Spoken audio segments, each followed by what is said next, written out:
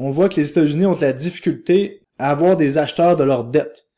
Et qu'est-ce qui amène à l'autre nouvelle que je vais vous dire ici? C'est qu'on a vu une nouvelle loi majeure qui vient de passer ici.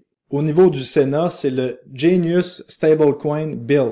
Donc, qu'est-ce que ça veut dire, ça? C'est que les stablecoins vont maintenant être, disons, légalisés et avoir un framework, donc un cadre juridique aux États-Unis. Donc, ça veut dire que les stablecoins, comme vous voyez les principaux ici, le Tether, USDC, USDS, USD1, de toutes les, qu'est-ce qui est la famille Trump, ben, ça va être utilisé de façon de plus en plus courante. Et pourquoi je vous parle de bons du Trésor américain, de refinancer la dette et de stablecoin?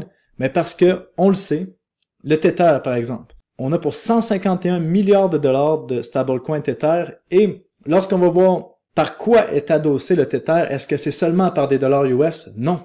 Il y a plus de 70% à mon souvenir du Tether qui est adossé à des bons du Trésor US. Donc, qu'est-ce que ça veut dire? Ça veut dire que Tether, à la place d'acheter des dollars US et de les garder en voûte, ils vont acheter des bons du Trésor court terme. Ils se font à peu près du 5% par année, seulement pour détenir leur stablecoin. Donc, Tether, c'est une des compagnies les plus profitables au monde, qui a juste 50 employés parce qu'ils ont un modèle d'affaires où est-ce qu'ils impriment l'argent littéralement.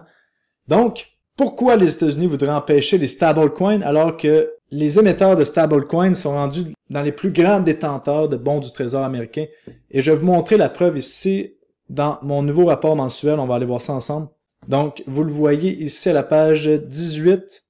Tether ici est rendu dans le top 20 des plus grands détenteurs de bons du Trésor américain. Ils vont bientôt dépasser l'Allemagne, les Émirats arabes, et ça va continuer comme ça. Donc, on a pour la première fois la réalité qui frappe devant nous. Le dollar US est adossé à la dette. Adossé 100%, est adossé vraiment à la dette. Parce qu'on permet des stablecoins qui sont adossés au bon du Trésor américain, qui est la dette américaine. Donc, vous voyez, l'équation est ici.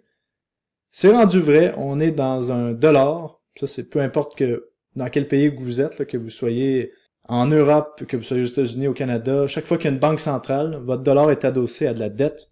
Et c'est ça qu'on est en train de voir. Donc, pourquoi c'est important qu'on parle de stablecoin ici? Bon, si on va voir le rapport mensuel de mai 2025, ben c'est qu'il y a beaucoup d'actions au niveau des stablecoins en ce moment.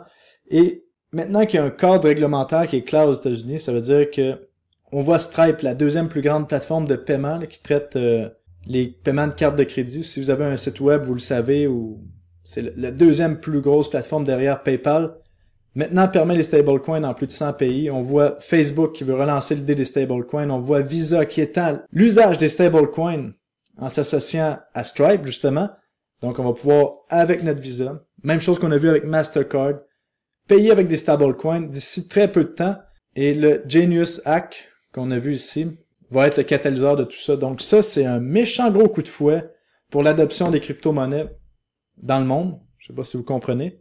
Donc, bon, sachant tout ça, sachant que Bitcoin va dépasser son sommet historique, sachant que les médias de masse s'en viennent bientôt pour vous faire les pom-pom girls, pour vous parler d'acheter du Bitcoin, qu'est-ce qu'il y a à faire? Ben, selon moi, c'est d'avoir nos portfolios de crypto bien remplis avec les crypto-monnaies de qualité. Mes crypto-monnaies préférées, vous les connaissez. Il y a deux narratifs que j'adore le plus. Donc, vous le savez que de mon côté, Ethereum est dans mon portfolio. Le Chainlink que j'adore dans tout ce qui est tokenisation des actifs réels. Hyper liquide, très intéressant aussi. Toncoin. Donc, achetez les crypto-monnaies qui sont dans un range. AV dans la finance décentralisée. BitTensor qui est encore dans son range. Neo Protocol. Ondo, RSR. Syrup dans la tokenisation des actifs réels. Qui est anciennement... qui s'appelle encore Maple, mais le token s'appelle Syrup.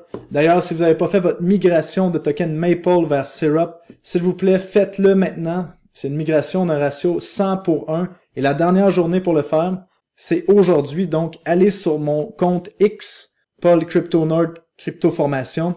Descendez ici à la publication du 19 mai, où est-ce que je vous explique que vous avez jusqu'à aujourd'hui, le 21 mai, là, pour faire votre migration. Après, le portail va être fermé. Et là, vous allez perdre en valeur. Donc, s'il vous plaît, allez faire votre migration de token Maple vers Syrup et un tutoriel de migration fait par mon collègue Mathieu chez Crypto Recherche. Donc, si on revient aux cryptos, ne négligez pas les meilleurs cryptos comme BitTensor, Near, Render, Fetch, The Graph, Akash Network. Toutes ces crypto-monnaies-là vont être beaucoup plus hautes dans les prochaines semaines, selon moi. C'est le temps d'avoir les sacs bien remplis et d'être patient.